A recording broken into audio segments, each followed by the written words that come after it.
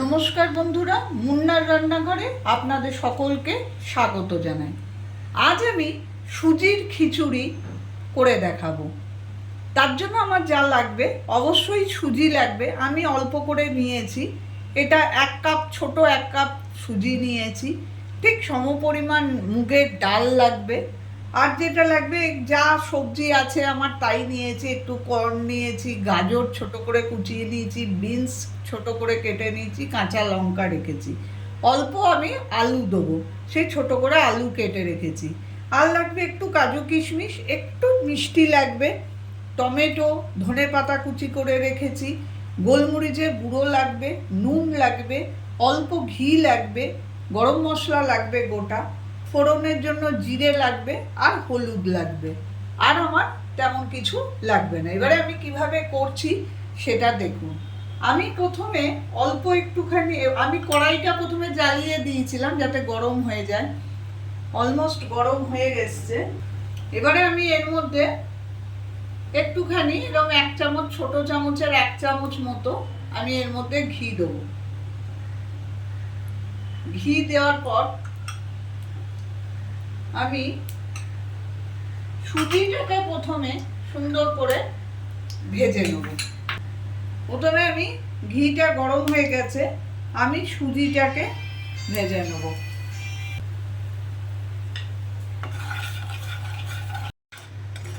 দেখুন, আমি পুরো লাল করে সুজিটা সুন্দর করে ভেজে নিয়েছি। এবারে আমি এই সুজিটাকে একটা বড় জায়গায় ঢেলে রেখে দেবো। এবারে আমি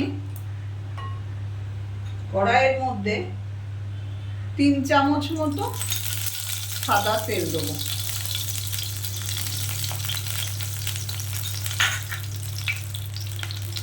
কড়াইটা আমার গরমই আছে। আমি এর মধ্যে জিরে ফোড়ন দিলাম, গোটা জিরে অল্প করে ফোড়ন দিলাম।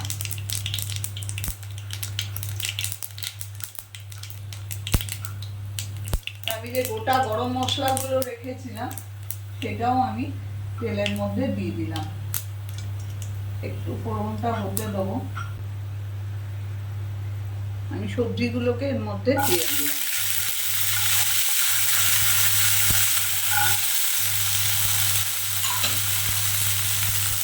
সবজিগুলোকে একটু নেড়ে নেবো।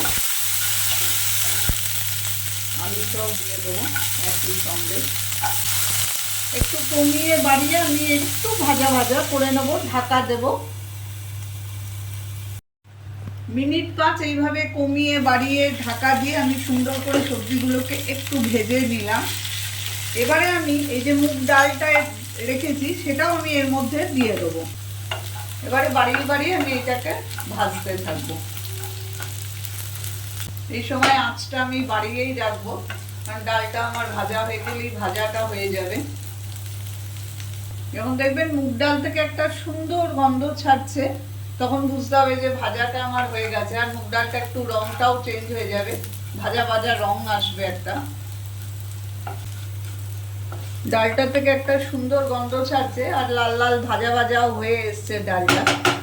আমি এই অবস্থায় আর কিছুই করবো না। আমি এখন নুন, এই জল দিয়ে দেবো।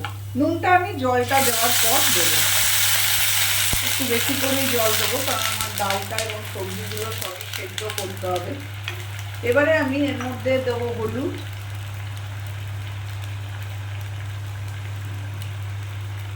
আর দেবো নুন। দিয়ে এটা আমি ঢাকা দিয়ে মিনিট 10-15 জন্য এটা সেদ্ধ করব। তারপরে আমি আবার ফিরে আসছি।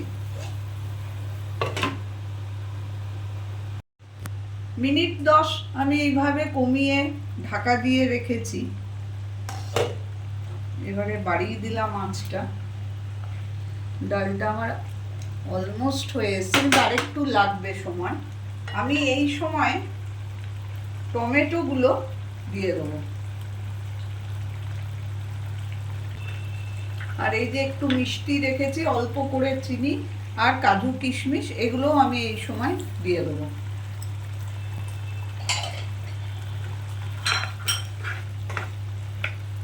এবারে সব শুদ্ধ আমি একটু হতে দেবো।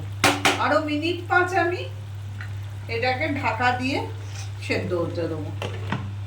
মিনিট 5 পর আমি আবার ফিরে আসছি।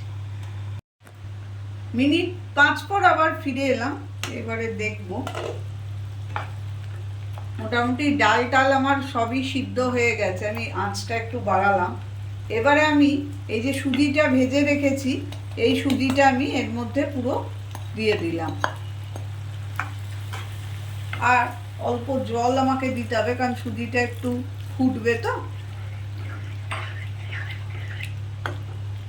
এবারে সুজিটাকে ফুটতে দেবো। আর আমি যেটা দেবো এই সময় লঙ্কাগুলো দিয়ে দিচ্ছি, একটা লঙ্কা দিচ্ছি, একটা লঙ্কা আমি পরে দেবো। আর ধনে পাতাটা একটু পরে দিচ্ছি। এই সময় আমি একটুখানি গোলমরিচের গুঁড়ো এর ওপর ছড়িয়ে দেবো। আর একটু জল লাগবে, একটু বাড়িয়েই এটা ফুটিয়ে দেবেন, কারণ সুজি তো বেশি ফোটাতে হয় না। মিনিট 2-3 আমি একটু সুজিটাকে ফুটিয়ে নেবো, তাতে প্রয়োজনে আরেকটু আমি জল দেবো, যাতে একটু পাতলা থাকে, নাহলে এটা বসে যাবে। এইবারে আমার এটা রেডি হয়ে গেছে। আমি ধনেপাতা কুচিগুলো ওপরে একটু দিয়ে দিলাম,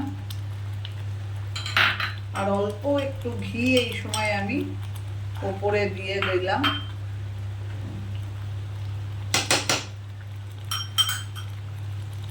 আমি ঢাকা দিয়ে বন্ধ করে একটু রাখবো, তারপরে পরিবেশন করে দেখাচ্ছি।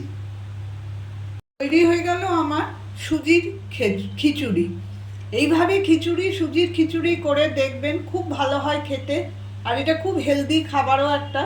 আপনারা এটা বাড়িতে আমার মতো করে দেখবেন, খুব ভালো লাগে খেতে। যদি আমার এই রেসিপিটা আপনাদের পছন্দ হয় তো প্লিজ আমার চ্যানেলটাকে সাবস্ক্রাইব করে দেবেন, লাইক করবেন, শেয়ার করবেন এবং কমেন্ট করবেন। আমি উপস্থিত হব আবার অন্য কোনো দিন অন্য কোনো নতুন ধরনের রেসিপি নিয়ে।